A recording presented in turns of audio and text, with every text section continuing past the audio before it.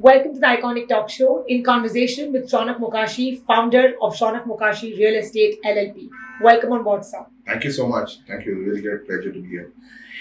Let's start off with a question on your journey. Please, can you kindly share your journey with Shaunak Mokashi Real Estate LLP? Sure.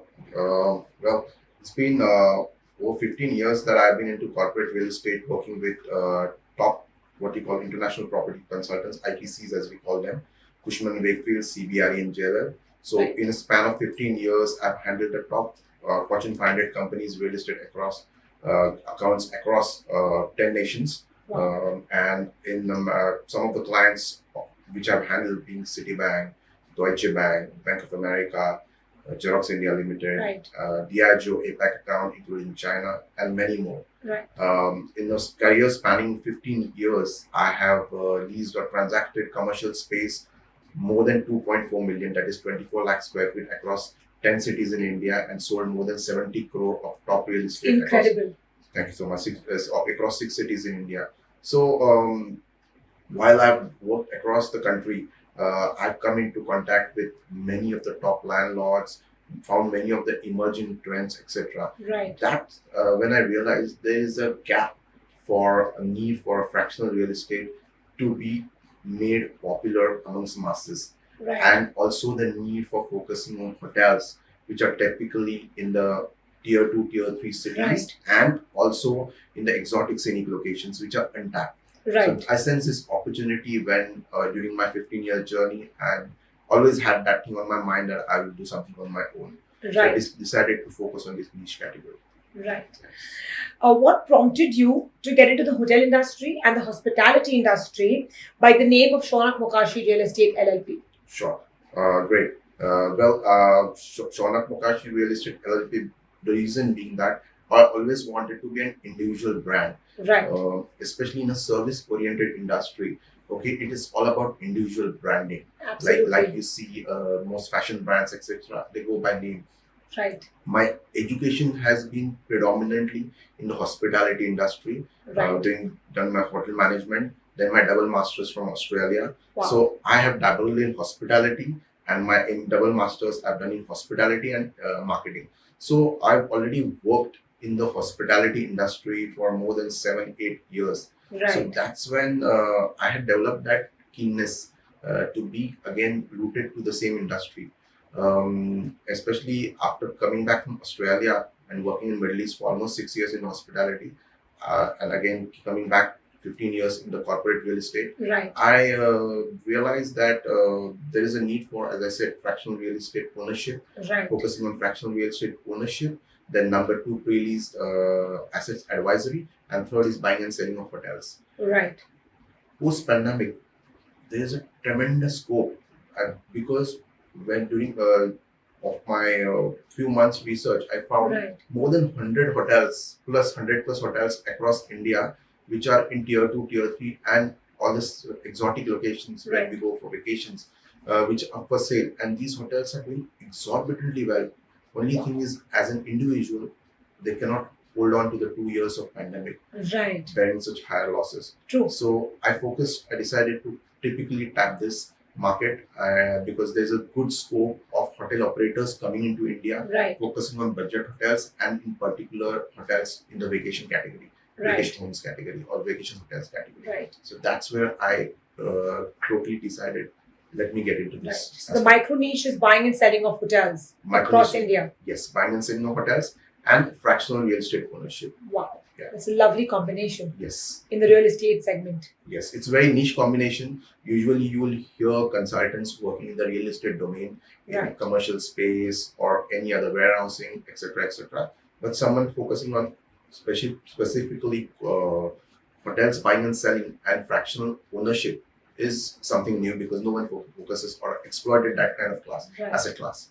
So, Right. You rightly mentioned that in tier 2 and tier 3 cities that the hotels are completely there out for buying. sure. Don't you think that the G20 presidency of India and the travel boost which India has got, the tourism boost rather, which India has got, it's adding to the hotel industry, buying and selling of real estate properties? Fantastic. You touched upon a very important point, Niraalee. To be very honest, this has definitely boosted a lot of tourism, especially bringing in much of what you call much of vigor and enthusiasm amongst the hotel operators. Right. Plus, in the past few months, if you've seen, there is a tremendous exodus of tourism happening in India, Right. inbound as well as outbound tourism. Both of them. Both of them. Right. Today, you book any weekend destinations anywhere, they're almost full in these days. All the year round, they're completely full. Completely full. Right. So the good thing is all these hotels which I focus on, I typically focus on hotels which are typically between 25 to 50 rooms and under 50 CR category. The reason being that hotel business is a very capital intensive game. Right. Okay, because investing into an asset, a payback, a return on investment, it's a very long haul game wherein is a waiting period. And a Right. hotel thrives on two aspects. One is occupancy and one is the food and beverage business. Absolutely. The occupancy being the very critical aspect, Right. because that's your heart and your F&B business, which equally contributes to this thing. Right. I've observed in this tier 2, tier 3 and vacation, what you call scenic location hotels, Right. they do exceedingly well in terms of occupancy. Only thing, they're not able to sustain this 2 years of losses because they're individual. Absolutely. That's why they are for sale. So Right. this is an excellent opportunity for an investor, because for a 50 crore, it doesn't pinch him that much in terms of otherwise buying a big 5-star hotel which is in 200, 300, 400 crores. Right. This thing where the debt and equity becomes a big challenge. Right. And that's where if the hotel does not do well, then you fall back on a stressed situation. Right. So these kind of aspects I've always taken into consideration, and that's how I got into this. Absolutely. Brilliant micro niche, because Thank let you. me share this with you that Kechi Dham, have you heard of Kechi Dham Yes. at Nainital, Yes. where Neem Karoli Baba resides? Yes. Yes. It's such a scenic city Beautiful. in the valley of Nainital there, Yes. and the hotels around Kechi Dham are all sole proprietor, just the way you said, individual owners, and they're up for sale because Absolutely. they can't sustain the COVID losses which they have faced, Yes. the 2 years of losses which COVID has given them. So I completely resonate when you say that the scenic locations of India, really the hotels Yes. are doing absolutely well, but they need a boost. And they Yeah. need people like you to absolutely come up there and understand the problem and understand Thank you. how they can sustain now with a new outlook of buying and selling of their hotels. Absolutely. It just very well point you have touched upon Nainital location as a because there most of the hotels are individual proprietorship owned, Right. but the hotels are exceedingly doing well. Absolutely. They're full Exceedingly. completely. They will. I mean, it's just a right professionalism or right what you call someone, a consultant who can guide them in the right manner, Right. link them with the right hotel chain, link them with the right buyer, etc. That is all that is needed. And Absolutely. this comes with my 15 years plus experience in corporate real estate, because we are taught to work in a process-oriented manner. Absolutely. Systems are put in place in the real Yes, estate industry. Absolutely. Absolutely. At Shaunak Mokashi Real Estate LLP, what is your business model, sir? Sure. Let me explain. Very good question. So, Shaunak Mokashi Real Estate LLP is just just 1 year old what you call firm, wherein we focus on three aspects in real estate, three asset classes. Number one, fractional real estate ownership. Right. Number two, buying and selling of hotels. Right. And number three, pre-lease asset ownership. Now, let me dwell upon each of them Sure. to make it very clear and make it very easy for everyone to understand what it means and how it is beneficial in general for everyone. Right. What is fractional real estate ownership? Fractional is basically you own a fraction of property out of a big commercial space, Right. out of a hotel, etc., which I focus on. Right. Typically, any commercial space in India was always dominated by, or is still dominated by top landlords and developers in the country who lease to Fortune 500 companies. But if you think anyone who's got ambition, anyone who wants to invest, they couldn't think beyond it because it's in gross. Right. Thank you so much to the advent of fractional real estate ownership platforms in India. This has paved a new way for investing. Right. A typical traditional real estate owning asset in residential, commercial, etc., you give you yields or ROI not more than 4 or 5% or higher, 4%, 3 to 4%. In fractional real estate ownership, your ROI is almost more than 7.5, going up to 10% Wow. annually. There's a gap there. There's a huge gap, and Wow. there's a need to educate what I'm doing is basically educating the masses, educating the professionals, educating every class Right. for this. Because the best thing in fractional ownership is you don't need big money. Right. You fractional ownership is basically you have a grade A building across India, whichever is identified, whichever is purchased by the aggregator. Right. They own basically it can be a single floor, it can be multiple floors, or Right. can be an entire building depending upon what the asset is. Right. So basically, you come in as a fractional owner of that space. Okay. Okay, you earn monthly rent proportionate to your investment. Right. The best thing on exit, which is projected, because the leases run from 5 to 10 years. Whenever it's Absolutely. projected, you want capital appreciation like any traditional real estate, wherein you buy and sell it at a profit. Right. Here, the best thing are the 4 USPs. 4 USPs for it. Number one, hassle-free tenant management, because you don't have to worry about getting Right. a tenant. There's a Fortune 500 company occupied, locked in for a good amount of years. Right. Number two, no maintenance issues. Number three, no property tax. Number four, very important thing is you don't have to worry while selling to look out for a tenant, because when you invest into a fractional real estate, Right. there are hundreds of people who have invested in. So whenever you want to sell your share, Share. you just have to project it on the platform, and And you will it's snap gone. it on. Absolutely. It's gone. Plus, the best thing is your ROI. Why would you want? I appeal to everyone to understand what it is and educate. I can do a right kind of education. You can get it from anyone else, Right. but understand what this asset class is about, because somewhere the psyche has to change in India Right. that traditional real estate is the best. Right. So that is what I do in fractional real estate. Buying and selling of hotels, so typically identifying 50 CR and below hotels, Right. typically 25 to 50 rooms in the exotic locations, scenic locations, tier 2, tier 3 cities Right. across So India. Jammu Kashmir might be a good Jammu state Kashmir, for you. yeah. Presently, I'm just waiting for the legality aspects to understand Right. government regulations, etc. Because Right. there is a cap on certain states, Right. despite opening up it up. Right. So I'm focusing on Goa, which is my biggest bet. Wow. Gujarat, Rajasthan, Kerala, Tamil Nadu, Madhya Pradesh. I've explored all the locations. I'm working with partners across the country, Right. and that is how we work on it. Right. You've picked the right cities right now Yes. and the right states. Thank you so much. Yeah. And coming to the entire real estate industry, the ROI which you're talking about in the fractional real estate, the ROI is 7.5% is what you said. There's a bare minimum 7.5%. On an average, it works out to presently I have 2 asset classes which I'm working on. Annual ROI average over a period of time is more than 9%. Wow. That's a lot of money which is coming into the real estate market. Absolutely. And for the people who are investors, basically the investors are going to be in a win-win situation out here. Absolutely. And just a 25 lakh investment, you don't have to worry about it. It's just 25 lakh investment. It's like one can just think about it, Right. and like crores of rupees investing into buying a traditional real estate. So that's the beauty about it.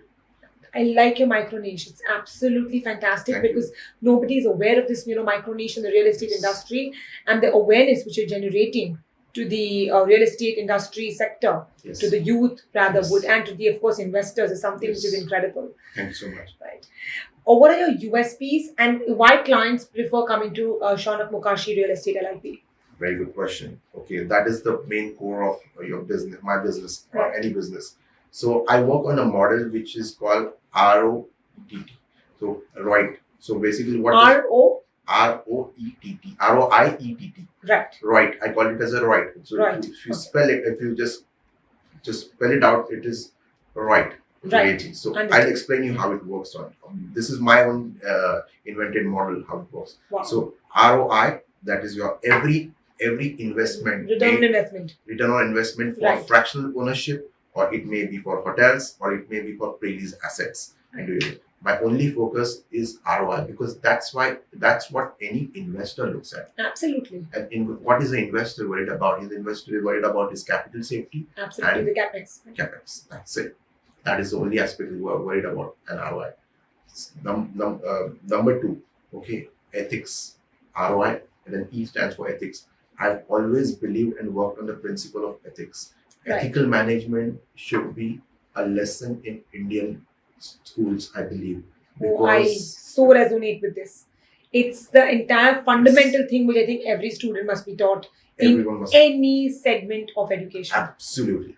Right. Ethics is something which is so important. It's very important, especially in the real estate market. After so many regulations coming in, after ARERA and everything, still it is perceived as a very, I should not say, but it is perceived as something wherein things are not going wrong, the right way. So ethics is one of the backbone of my working style. Trust and transparency.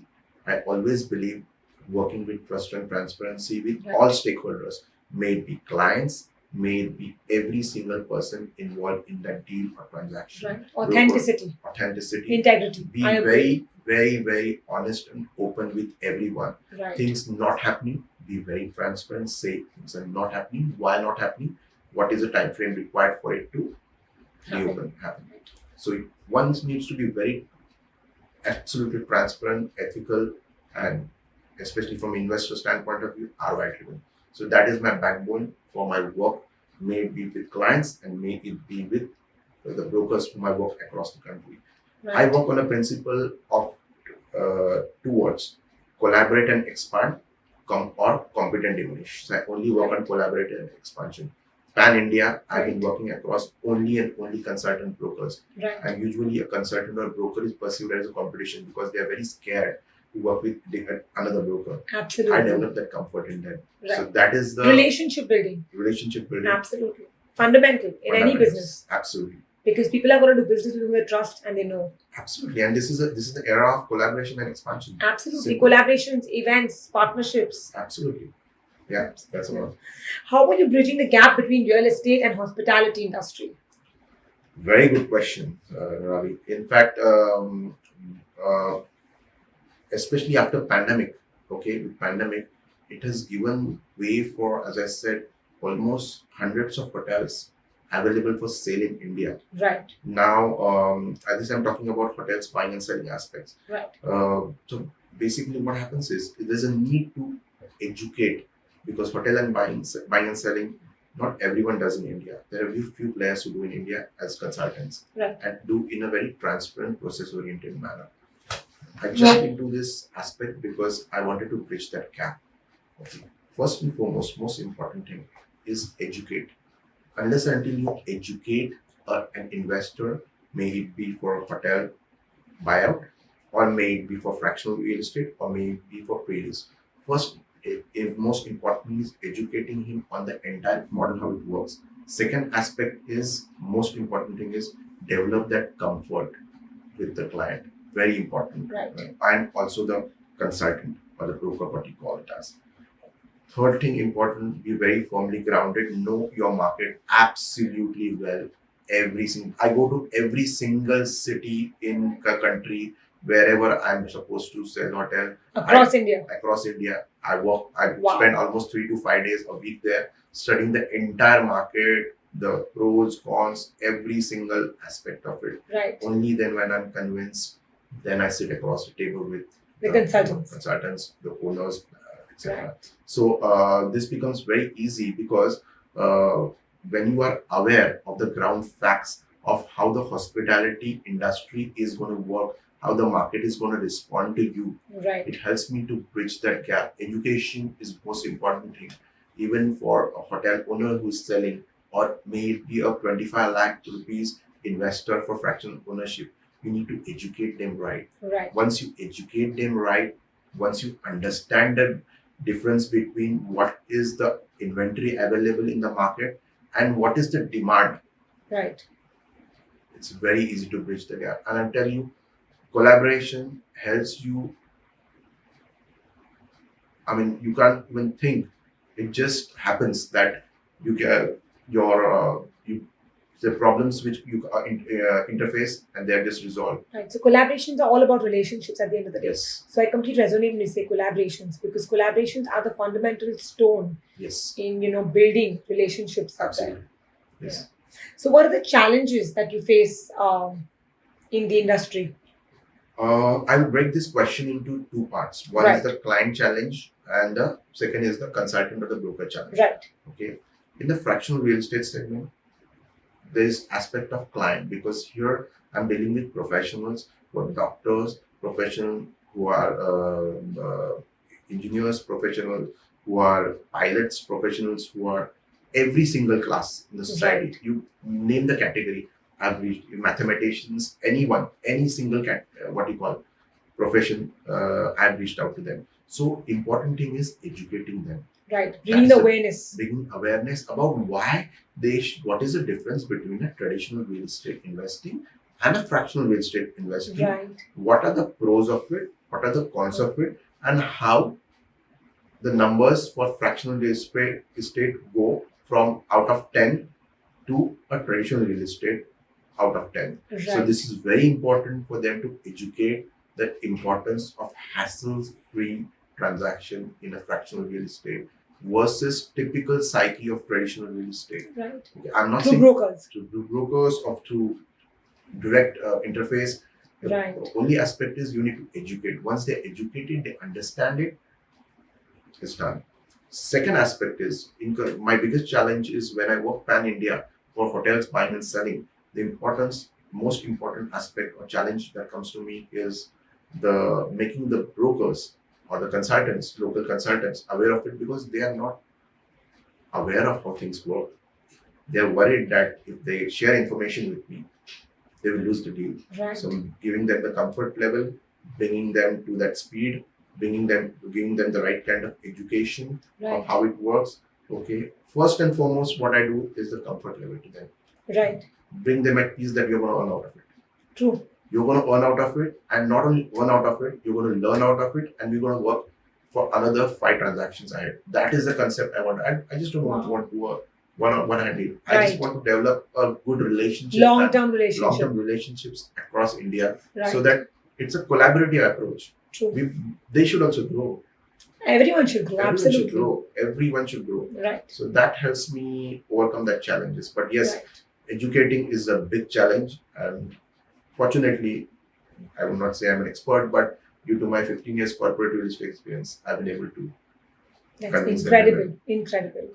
Right. So, what is your roadmap with Shaunak Mokashi Real Estate LLP in 2023? Sure. Fantastic. It's been just a 1-year outfit. Right. So, what my particular roadmap for 2023 I'll break it down into asset classes. For fractional real estate ownership is I want to diversify to more asset classes, warehousing, right. student housing, then there's vacation homes. Right. Many aspects I want to explore because clients have been asking for it. Are there any other avenues, etc. into it? So this is what first aspect. I'm developing more collaborations and partnerships across continents, because it is also important for the NRI class, reaching out to more NRIs, right, for them to invest. Reaching the clientele across the borders. Right. That is my second roadmap, because your revenues and your numbers will automatically come in once your strategy is clear. Number 3 aspect, especially in hotels buying and selling, is I'm reaching out. There are many hotel operators who are coming into India who are looking at budget segment and the vacation hotel segment. Right. So I'm tapping onto them.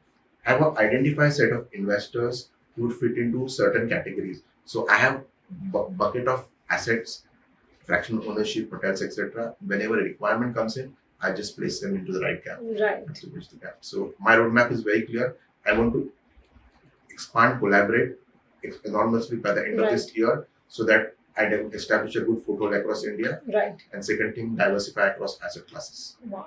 Incredible. Thank you so much. So what is the message you want to give the youth who want to enter the real estate market and the hospitality industry? Very good. This is most important. It is not a game of just money. Number 1, trust, transparency, ethics, TTE. These are the backbones of your work standards in any industry, as I said, but in real estate industry, very important. Okay, you have to adopt that as your daily working atmosphere or your daily working standard. Right. Okay. As long as you are firmly grounded, you should be involved, or you should be talking to every single stakeholder involved in any transaction and engagement. Right. That is the only thing that will help you to put your best foot forward and move and grow in a methodical manner. Well said, because the youth of today really need to understand what you just said: ethics, transparency, and trust. Absolutely. So thank you so much, Mr. Mokashi, for your valuable time, and thank you for being at the Iconic Talk Show. Thank you. It's really wonderful being here, and I hope I hope it's a great collaboration. Thank you so much. Thank you so much. Thank you.